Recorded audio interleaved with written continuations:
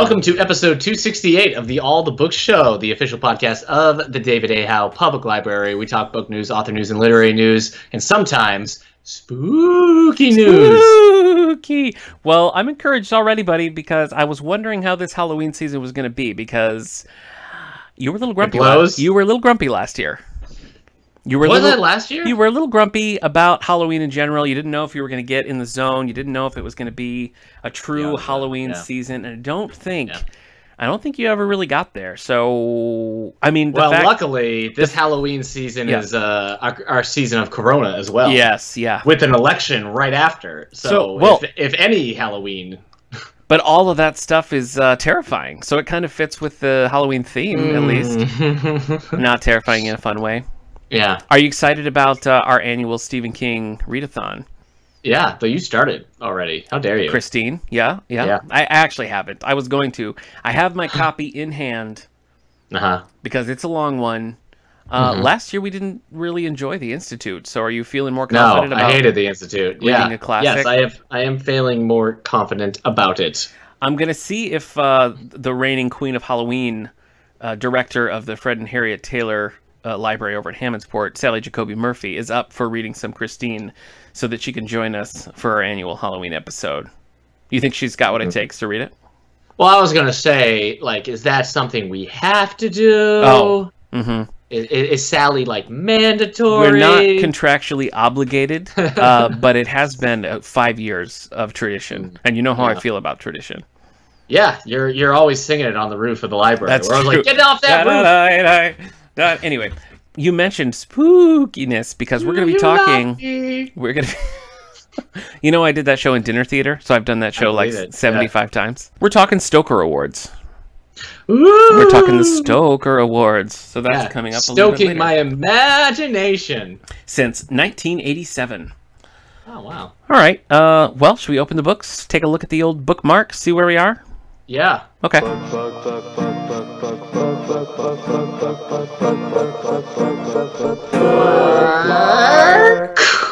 That's your book?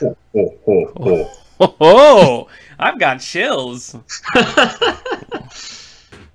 Boy, now I want to sing Grease, though. They're multiplying. But that makes it less scary, because I got chills.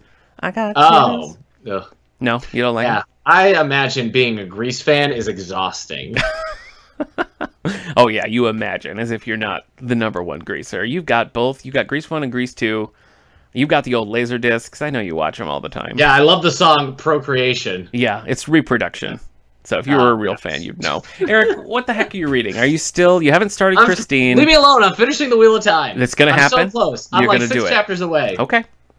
I'm going to commit this week. Okay. I'm done. All right. I'm not talking about it next... Well, I will, but in a past tense. In a I've done it, I've finished it kind of way. Yeah. Okay. I've done it. I finished it. I'm over. I also finished Volume 2 of Danny O'Neill's The Question. Longtime listeners, people who were listening even before you and I did this podcast, might remember in 2012, I read these first 2 volumes of Danny O'Neill. And then about 3 years later, we started the podcast. Yeah. Yeah. So that's how it worked out. I mean, I love Danny O'Neill. I feel like I have read The Question. Do you remember? I feel like maybe we read them at the same time. Like they came interlibrary loan and we both read them. I don't remember you reading them. I read it in April of 2013. Wow. April of 2013. I didn't remember this. Well, I did it. All right. Thumbs up, thumbs down? How'd you feel about it? Yeah, thumbs up. Okay. Yeah, the Netflix rating, thumbs up. Remember when you used to be able to rate things on Netflix with like a star? Yeah. Now it's just like, yes! No! It would have been nice if I could have given Jurassic Park 3 like 2 stars, but instead I had to give it a thumbs down. Oh, just doesn't have the same thing. That is sad. The Year of Living Dangerously is a book, I believe. Okay. But I watched the movie. Oh, okay. It's a Peter Weir film starring 1982's Mel Gibson and Sigourney Weaver. Okay. And Linda Hunt, who I think most people now are just familiar with as Edna from The Incredibles. Oh, sure. Okay. Costume designer. Yeah, it's a good movie. I like Peter Weir films. Is this about a fiercely nationalistic government of the god king Sukarno? Who has brought yeah. Indonesia to the brink of chaos. Engulfed in the violence are Guy Hamilton, a Western journalist, Billy Kwan, his Chinese-Australian cameraman, and the young British woman they both love. Yeah. Okay, well then it's by Christopher J. Koch. Yeah, there you go. I watched that. Did I already talk about The Loveless last week? Yes, you did. With Willem Dafoe? Yeah. Yeah. So Year of Living Dangerously was the one I watched on the Criterion Channel. Yeah, I like Peter Weir films. He Pretty did highfalutin. Pretty highfalutin you are these days. Yeah. What did he did? I'm trying to think of something you've seen that he's done. Okay. Well, you know, he did The Truman Show. Yeah, I've seen that. And he did Master and Commander: The Far Side of the World with Russell Crowe. Sure. But yeah, he was part of the Australian Does Russell New Wave. Crowe sing in that? In Master and Commander? Does he sing? You know, I don't remember, but I wouldn't be surprised. You think he might? Yeah, he did Gallipoli and I almost said Where the Crawdads Sing, but that's not it. Picnic at Panic Rock. Oh boy, Hanging Rock. All right, Hanging Rock. Okay, Panic Rock. Panic Rock. Don't go there, man. This is Panic Rock. I'm freaking out. How am I gonna pay off my college loans? Wait, are we doing Travolta? Because I feel like I guess John Travolta has gone to Panic Rock. Man, I would watch that video on demand right now. Yeah. Here's what I did watch. I watched a rom-com called Plus One about two friends who decide to go to all the weddings of their friends together. It was a good time. Okay. Yeah. Rewatched Scott Pilgrim vs. the World based on the graphic novels by Brian Lee O'Malley. Always good, never gets old. So that was a fun time. I've been reading, for Hispanic Heritage Month, I was reading a lot of comic books, graphic novels with Hispanic characters in the lead, which took a little bit of research. So we talk all about this on an episode of Comic Book Coffee Break a few weeks back. But some of the ones I wanted to mention were Sideways by Dan DiDio. This is about a character who gets this ability to open up portals and move through like space that way. It actually is a pretty good mystery and a pretty compelling series, which was canceled after 13 issues. So, but I do think it's worth picking up. I also read a movie adaptation won Oscars. No, you're mixing it up. That's a different. You're talking Paul Giamatti. No, that's not this. Though there is a role that I think Paul Giamatti could play. The father in this does kind of look like Paul Giamatti. No. I read, but that's a Spider-Man reference, and I read some Spider-Girl in Irania by Fiona Kai Avery. This follows a character who is not bitten by a radioactive spider, but has some sort of... Yeah, I know. She has like a mythic spider power where she becomes like the hunter in this like whole spider mythology. Pretty decent series, a little heavy by all the mythology around it. So the series, I feel like, kind of buckles under the weight of trying to get all that across. Still, interesting story, and this character does come back a little later as a Spider-Girl in the Marvel Universe proper. I also read Crash of Fate by Zoraida Cordova for my Star Trek Star Wars book club. And that was, I guess it depends on how you're coming to this, whether or not you'll like it, because this is really just a YA romance novel that every once in a while they mention something Star Wars related. So it's about these two who were close friends as children and then get separated and go different ways, and then are suddenly like forced back together. And most of the action takes place over the course of one day, which I think is actually a pretty successful gimmick. If you're looking to read a Star Wars book, this is not the one. If you're a Star Wars fan who also likes YA romance, then go for it. This is what I would say. Crash Stars? Crash of Fate. Crash of Fate. Yep. I read Star Wars Lost Stars, which is a YA romance novel that I thought was very good. Yeah. That one, though, is a lot more entrenched in the world of Star Wars, right? Sure. Yes, the original trilogy. This one is just the occasional reference, basically, is all you get. Okay. So, you know. I also finished The Guardians by John Grisham. This is the one I was talking a little bit about last week, where it's this firm that represents innocent people behind bars. The problem with it, I feel, is that, first of all, you're dealing with basically a cold case, so there's not a lot of, like, there's a lot of research and interviewing people, not a lot of, like, really compelling action. Also, something that I've noticed, I feel like, in later Grisham books, because it's been really hit and miss, I feel like, for the last 5 years, the story maybe is interesting. The protagonists are starting to feel like the same person. There's just not a lot of like depth or anything making this character stand. I honestly don't even remember his name.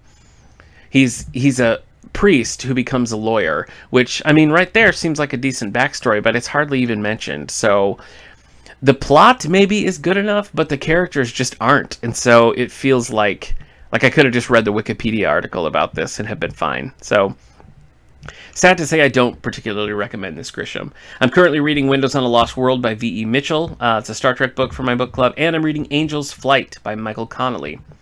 Oh, you know what I wanted to mention to you? I watched Enola Holmes. Oh, okay. And it was actually pretty good.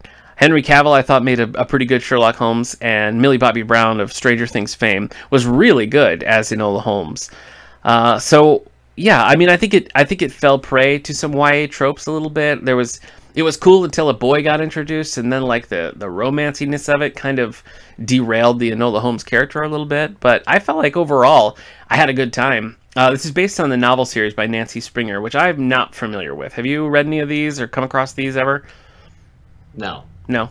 Okay. You don't know anything about it? I don't think so. Yeah. Well, they're from 2010, I think, but there are several. But no, I was a fan of the movie. I thought it was quite good. Yeah, I mean, I'm familiar with like some of like the YA Holmes stuff, like the one you hate. What is it? You just hate the title. Oh, right? Or did you even pick it up? Study in Charlotte. Yeah. Yeah. Yes, Too Study in cutesy. Charlotte, and Too cutesy. there's also the Stoker and Holmes. Oh, really? Where it's like, Okay, it's like a Van Helsing thing. yeah, I don't remember. Okay. It's a YA book. Grumpy about Halloween. This is what I'm saying. Yeah. You need basically like a Halloween Carol situation where you're visited by ghosts who try to get you back in the Halloween spirit. Yeah. Oh, that'd be fun, though. I know, yeah. I mean, just being visited by one ghost is going to get you in the Halloween spirit. Probably gonna 3? help. That's overkill. Yeah. Have you added anything to your Halloween playlist recently? Because you're up to what, 9 volumes? No, it's just 5. I stopped at 5. 5? Okay. Yeah. Wow, Yeah, just 5. I really inflated those numbers then. Yeah, here. I've got the playlist right here. Okay. There are 86 songs. Okay. 5 hours and 53 minutes long. Wow. Yeah. That's a pretty good haul. Okay. Yeah. So, All but right. a lot of video game music on there. Understood. Yeah. So, and Will Smith, despite popular car belief. Yeah. There was the time when I didn't really think it was Will Smith because he sounded weird to me. Yeah. Yeah, and I was telling you that the song I had that featured Will Smith on it was Will Smith, and you're like, no, it's not. You're wrong. And I'm like, this is driving me crazy. Not my finest hour. I will concede. I almost drove us off a cliff. Yes. You were because you were like, it's not. I'm like, right. You would have been right to do that. You would have been right to do that. So I respect your restraint. Okay, well, let's get into some bookmark. No, we already did that. Yeah, you ready? The Ghost of Halloween Past. I want it to be Ichabod Crane. Yeah, that makes sense. Or the Headless Horseman. The Headless Horseman, sure, absolutely.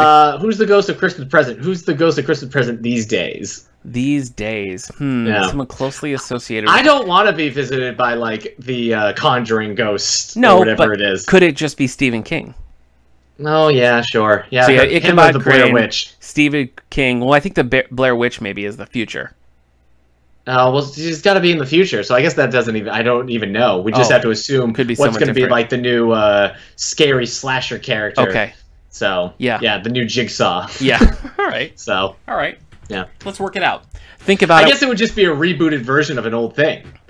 Yeah. So, what horror thing hasn't been rebooted? Leprechaun. It's the reboot of Leprechaun. Yes, Warwick Davis, call your people. Yeah. All right. Hit it, Ben. Look into the future to see what it proves. It's time for book news. Who invited that guy? Real piece of work. I know. He just shows up, strums a few chords, and then just leaves.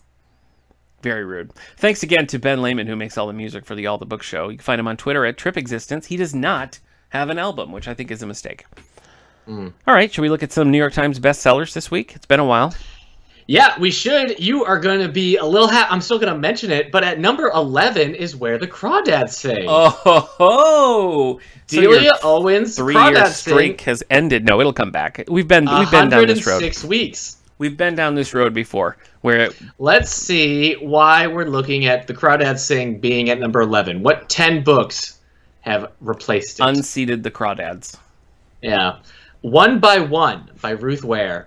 Oh, my wife just read this. Yeah. We were just saying the name Ruth Ware reminded me of the cabin. I thought of you last week because we talked so much about Ruth Ware, and I was like, boy, Eric would be really happy that he's missing this. But yeah, Hillary just read One by One, and she really enjoyed it.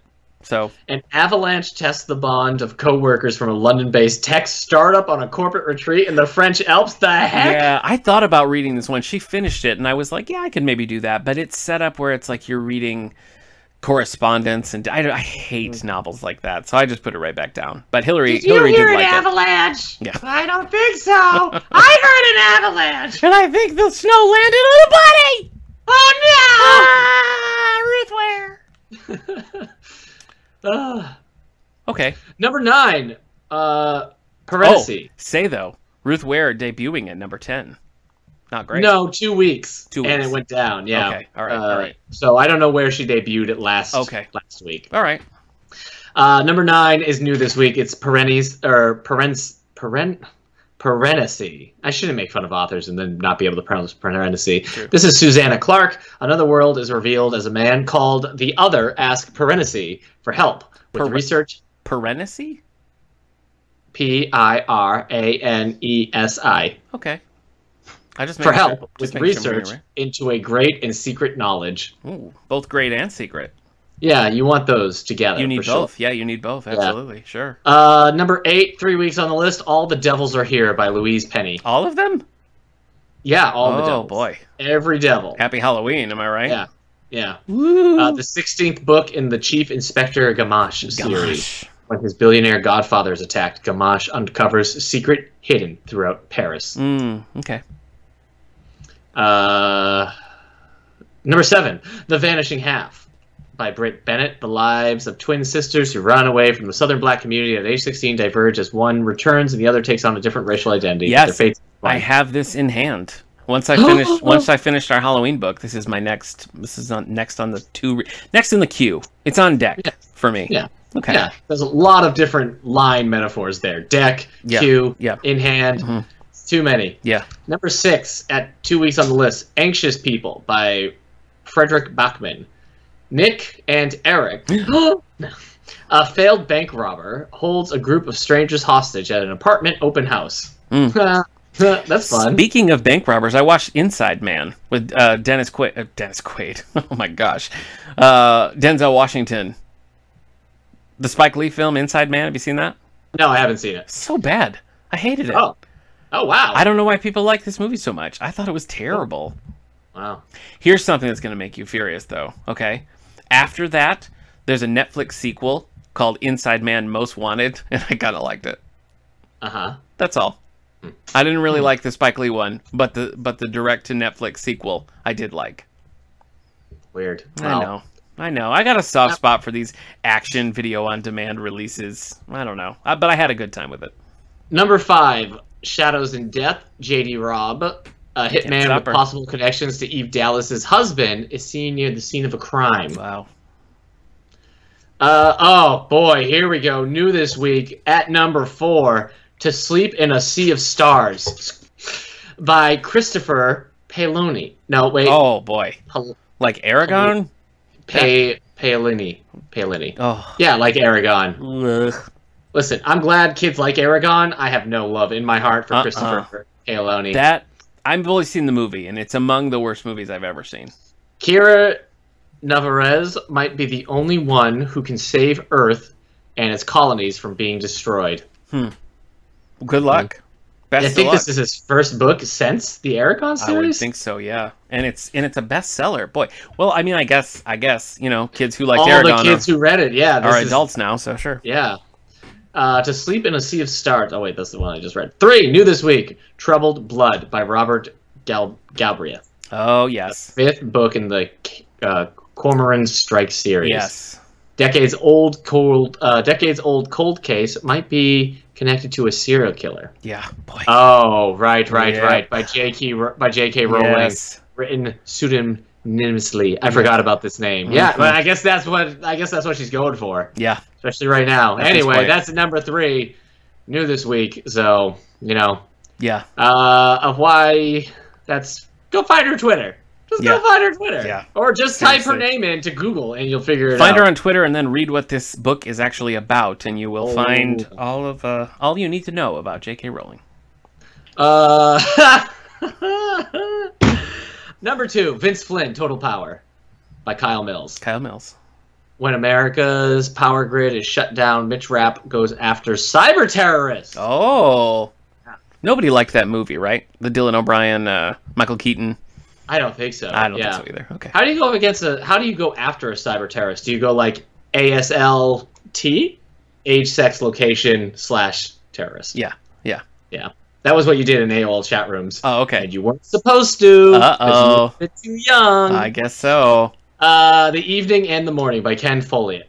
Hey! Oh, next, no. Next! No. Get this. I know what it is. Prequel I know what it is. To the Pillars of the Earth. Yeah. A boat builder, a Norman noblewoman, and a monk live in England under attack by the Welsh and the Vikings. No. Who wants this? I mean... Heck, what is wrong with me? Why am I copy-pasting this onto Goodreads to see if I want to read it? I don't! You read Pillars of the Earth, though. I read Pillars of the Earth. I read the whole thing. I know. God bless you. I guess it depends on 928 pages. Yo, yeah, of course it's going to be huge. Come on now. There's a sequel as well. I mean, a sequel to Pillars of the Earth. So you really, you got a lot. 4.42 ratings on Goodreads already. Wow. Yeah. That's it. That's number one. So Ken Follett, what's the last thing you read was The Winter of the World. Yeah. I love the Century Trilogy, but I don't think I'd really pick up others. You're never going back to Ken Follett. I don't think so, because I'm not really interested in his espionage stuff, and I tried to read Pillars of the Earth, and it was a bad time. Yeah, I was the lone survivor. You were. We did that for a book club, and Eric was the last man standing. You got a lot of street cred for that. Sure. Yeah. A lot of respect. A lot of respect was gained that day for one Eric Mickles. All right, let's talk Stoker Awards. Okay. Nick and Eric present the awards.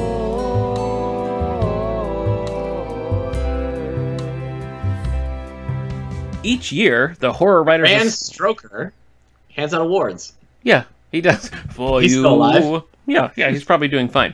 Each year, the Horror Writers Association presents the Bram Stoker Awards for Superior Achievement, named in honor of Bram Stoker, author of the seminal horror work Dracula. The Bram Stoker Awards were instituted immediately after the organization's incorporation in 1987. You can find more at the BramStokerAwards.com. We're going to be reading the list of winners today. This is always an interesting list for me because I don't read a lot of horror, but I'm usually interested in the things that we talk about in this episode. So let's go. Let's do it. Eric, shall we take a look at Poetry Collection? Sure. I shall tell you the lists of nominees as well as the winner. So up for Best Poetry Collection for the Stoker Awards, Mary Shelley Makes a Monster by Octavia Cade. Speaking of which, we're currently reading Frankenstein for our book club, and then we're going to read The Dark Descent of Elizabeth Frankenstein as a follow-up. So join us for those. Yeah. Dragonfly and Other Songs of Mourning by Michelle Scalise. The Demeter Diaries by Marge Simon and Brian D. Dietrich. Choking Back the Devil by Donna Lynch. The Apocalyptic Mannequin by Stephanie M. Witovich. Do you think that's connected to the 80s films starring Andrew McCarthy, Mannequin? Where a mannequin comes to life? Kim Cattrall? You don't think it's... It's Kim Cattrall? Yeah. You don't think it's connected? I don't know this. Okay. No. The winner for Poetry Collection went to The Place of Broken Things by Linda D. Addison. Eric, talk to me about screenplay, my friend. All right, so the nominees are a bunch of movies I haven't seen. Okay. Oh, you know what? There is stuff I've seen. Okay. All right. Mike Flanagan's Dr. Sleep. Robert Eggers and Max Eggers' The Lighthouse, which my wife recently watched. The Robert Pattinson Willem Dafoe film. Oh, I remember. She's all in on Robert Pattinson now. Thank you, yes. The Duffer Brothers for Season 3 of Stranger Things, specifically Chapter 8, The Battle of Starcourt. I like Season 3. You didn't like Season 3? No, Season 3 is fine. I just can't imagine it winning this award. Okay. Ari Aster's Midsummer, which I think was actually very love it or hate it. Oh, okay. Of a horror film, unlike his previous film Hereditary, where everybody was terrified by it. Okay. Never watching. And then there's Us by Jordan Peele, which won. Oh. So, I guess I thought that... I watched his... What? Oh, I was just going to say, I thought that didn't have a super great response to it. It did? Oh, okay. Yeah. I've not heard great things I haven't seen it because I heard it's so much scarier than his first film. Yeah. What's his first film? Get Out. Get Out. Yeah, I liked Get Out. Get Out was actually pretty funny in a lot of ways too. That's true. But yeah, everybody I asked about House, I'm like, how bad is it? They're like, oh man, they told me it was so much scarier, and I can't do it. I'm just thinking about it. I don't need that in my life. Yeah. Okay. All right. That was the screenplay. Yeah, screenplay. Okay. Let's take a look at some of the graphic novels we have here. All right, so we have Monstrous, Volume 4, The Chosen by Marie Lu and Sana Takeda. Is this a series you've read? I know we've talked about it a bunch. Have you actually sat down and read it? First 2 volumes. Okay. Thumbs up, thumbs down? Yeah. No, I liked it. Yeah. You liked it? Okay. H.P. Lovecraft's At the Mountains of Madness, the first volume by Gu Tanabe.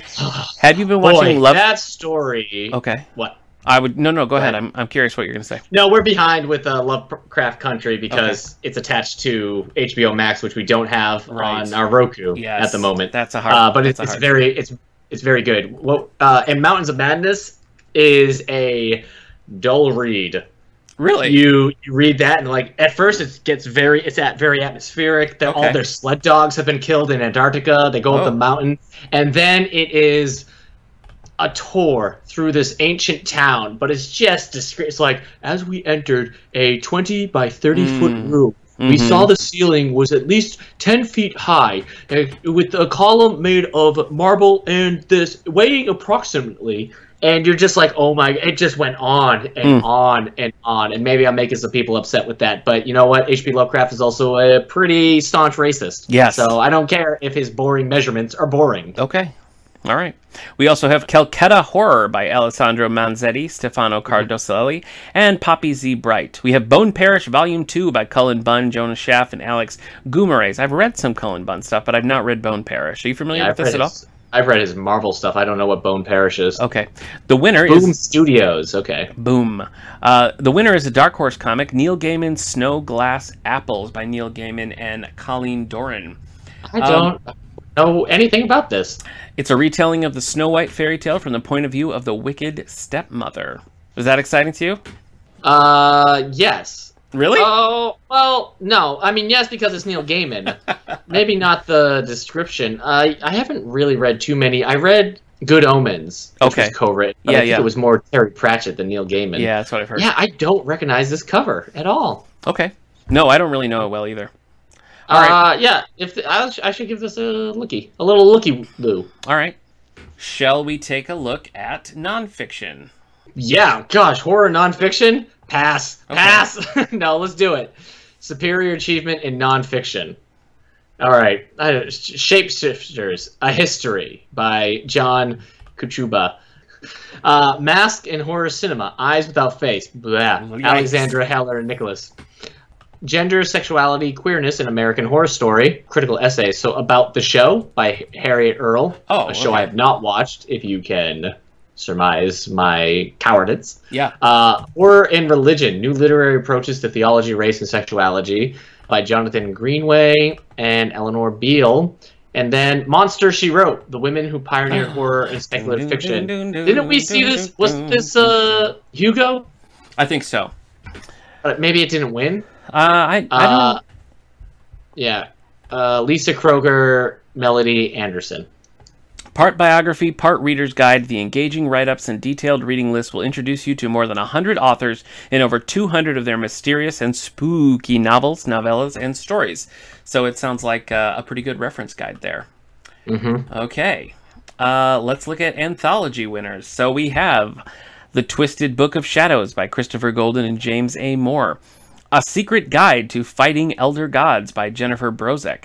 Pop the Clutch. Thrilling Tales of Rockabilly, Monsters, and Hot Rod Horror. That sounds fun. By Eric J. Gungard. Nox Pareidolia by Robert S. Wilson. And our winner is Echoes, the saga anthology of ghost stories by Ellen Datlow. Speaking of ghost stories, what's your favorite iteration of Scooby-Doo? Regular Scooby-Doo. Just classic Scooby-Doo, Where Are You? Classic Scooby-Doo. Early days. And then pup named Scooby-Doo. Oh, very good. Very good choices. Scooby-Dooby, Scooby-Dooby. Yeah, that's great. My son has a real fondness for Scrappy. Huh. What do you think about that? that? I liked Scrappy quite a bit as a kid. Yeah. And now I get why he's considered annoying. But as a kid, I liked Scrappy. Yeah. He's very forthright with his feelings. Do you remember Scrappy and Yabba-Doo? Do you remember this show? So it's Scrappy. It's Yabba-Doo, who's like kind of a cowboy, and Deputy Dusty plays the Shaggy role. No Scooby, no Shaggy. It's just Scrappy, Yabba-Doo, and Deputy Dusty. This was driving me crazy because I remember this so well. Yes, I do remember this. And it took me a long time to figure out like what this was. It was just one of the segments in the Scooby-Doo and Scrappy-Doo show. So we've been watching that a little bit as well, and my son's all in. So I'm passing on my love of Scooby-Doo to the next generation. He wants to watch Scooby-Doo on Zombie Island, and I'm like, no way, that's a scary one. Anyway, that concludes this little section here. Would you like to talk about the best collections out there? Didn't they just do a sequel to that one, too? Return to Zombie Island? They did, yeah, they did. Yeah. Should I watch it for this Halloween? Zombie Island? Scooby-Doo Zombie Island? Watch them both, Is it really scary? I mean, the whole thing was like, this time the zombies are real. You know, they try to do unmasking, and they're like, okay, we should leave. We should get out of here. It's probably not scary anymore, but it was at the time. There is a movie that's taking place like as a prequel to The 13 Ghosts of Scooby-Doo, which is kind of exciting. Let's just do a whole Scooby-Doo spotlight. How have we never done that before? I don't know. You're afraid. Oh, my gosh. Of all the ghosts that you'd have to talk about. Oh, that's true. When the ghosts and ghouls attack, Scooby gets a Scooby snack. That's from Pup Named Scooby-Doo. Yeah. Scooby-Dooby-Doo. Jinkies. All right. Yeah. Give me the collections here. Out of Water by Sarah Reed. Sephora and the Other Betrayals by John Langdon. Lady Bits by Kate Jonas. Exhilaration Stories by Ted Chiang. Now that did win a Hugo, didn't it? Wasn't that the collection winner for Hugo? I'm pretty sure it was.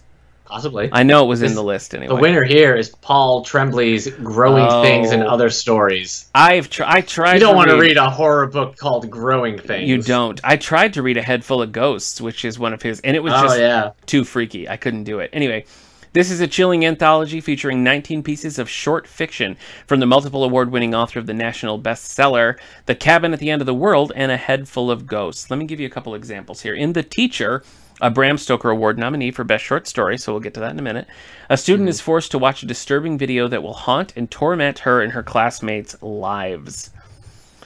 In The Swim Wants to Know If It's As Bad as Swim Thinks, a meth addict kidnaps her daughter from her estranged mother as their town is terrorized by a giant monster.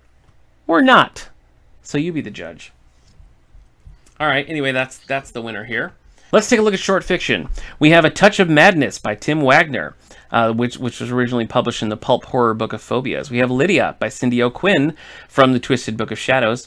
Bury Me in Tar and Twine by Jess Landry from Tales of the Lost Volume 1, We All Lose Something. The Book of Last Words by Greg Chapman from The Sublime Darkness and Other Dark Stories. And finally, we have our winner, The 8 People Who Murdered Me, which is an excerpt from Lucy Westrana's diary by Gwendolyn Kist. That's the winner there of short fiction. How you feeling about this? Do you read a lot of horror anthologies? Have you ever been interested in like? I tend not to. No. Yeah. Too scary. Yeah. Okay. Yeah. Very scary. All right. Tell me about long fiction, Eric. Long fiction. What's long fiction versus a novel? I think it's just extended. You know. Yeah. Basically, like a novel. Probably novella, I think is what you'd really... Into Bones Like Oil by Karen Warren. Oh, thank you. To Be Devoured by Sarah Titlinger. Yikes.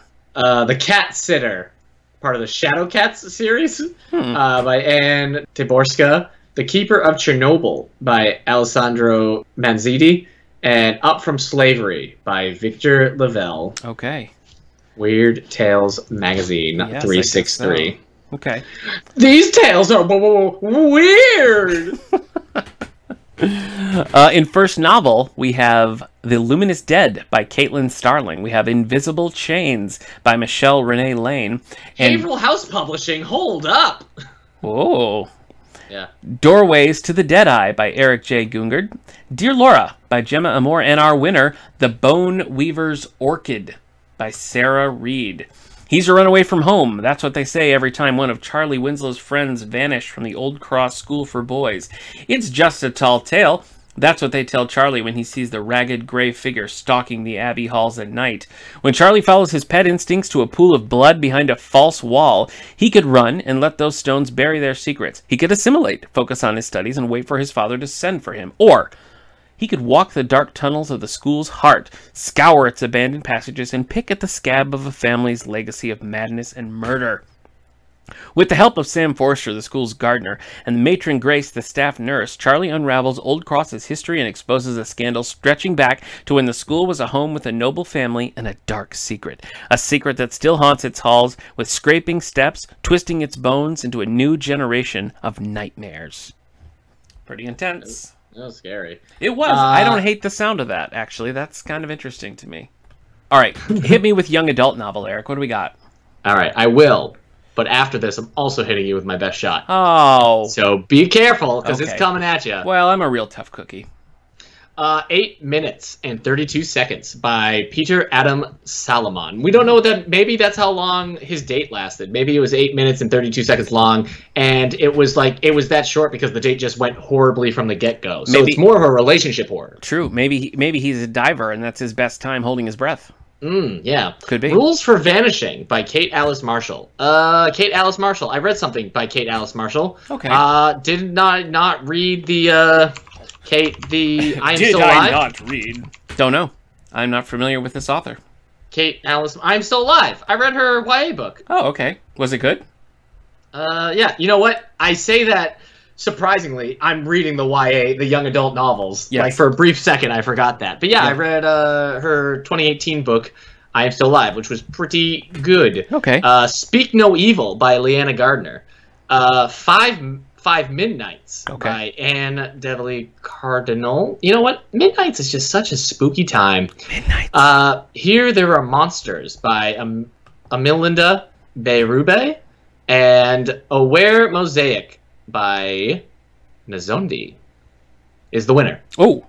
Decades after a cataclysmic nuclear war, Ghanaian scientists developed technology that store consciousness into data orbs called retcons. 17-year-old forensic specialist Fini Zoe is an N-human, not an inhuman. Has nothing to do with a tarragon mist. Not an inhuman, but an N-human. A radiation-enhanced metabolic human that, similar to a vampire, need blood for sustenance. Right away, that's a problem. You know what I mean? Mm-hmm. Anyway, through a game... Would you... What? Would you, if given the choice, turn into a vampire? No. Okay. Through a game called The House of Aware, Feeney discovers that the virtual construct is actually an augmented reality. She and her human best friend Sammy, a young female detective, have been mysteriously given specialized neural implants that allow them to hack into government software. Ooh, no thanks. The two teenagers race against time in a horrific world of deformed beasts. Is this a Dr. Moreau situation? To piece together the puzzles of the digital mosaic. Will they find a way to save sentient beings from total extinction, or will they run out of time? Yeah. Huh. And will a horse creature give live birth on camera? This... Oh, please don't talk about the Island of Dr. Moreau. Why, did you not like it? Starring Val Kilmer, and no, it was the worst experience of my life. Thank you for asking.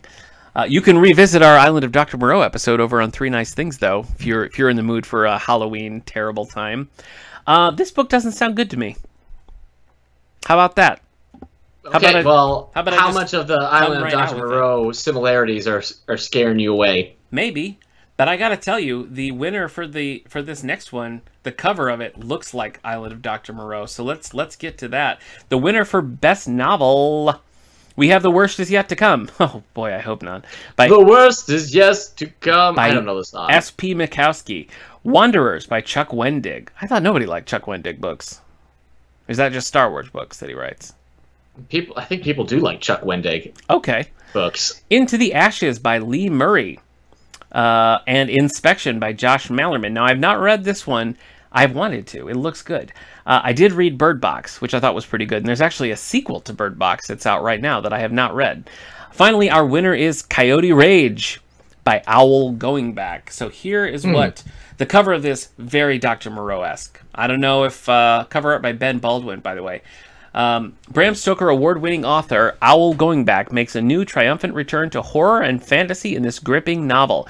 Coyote is on a murderous hunt, leaving behind a trail of carnage. The shapeshifter is determined to kill the human representatives to the Great Council and Gallant Latte, eliminating the rule of mankind in the New World. But Raven has overheard the trickster's evil plan and will do anything to protect Luther Waddy and his daughter, Sarah Reynolds, even if it means turning his skin inside out. What? What about his tender heart? What? Is he going to put his tender heart in a blender? I don't know, but I do know that the forces of evil are aligning in two very different worlds. Can mankind be saved, or will creatures of fur and fangs once again reign supreme? That's weird. Fun fact, mankind can't be saved, but go on. Yeah. Both of these, the YA winner and the adult winner, to me seem like very odd choices. Yeah. So it's an odd time. Halloween gets into your brain. Yeah. I mean, I guess these are given out in April. Right. But yeah, you step out of horror and you're just like, what? Where am I? What's going on? Huh. Did any of these sound like books you want to read? I guess I was most interested in The Bone Weaver's Orchard. I don't know. Any of them stand out to you? You want to read that? You want to read that one by the author you've already read? The Rules for Vanishing by Kate Ellis Marshall? I don't know. Okay. Yeah, it's hard. I tell you, the title, 8 minutes and 32 seconds, has me curious. That's true. That's a good title.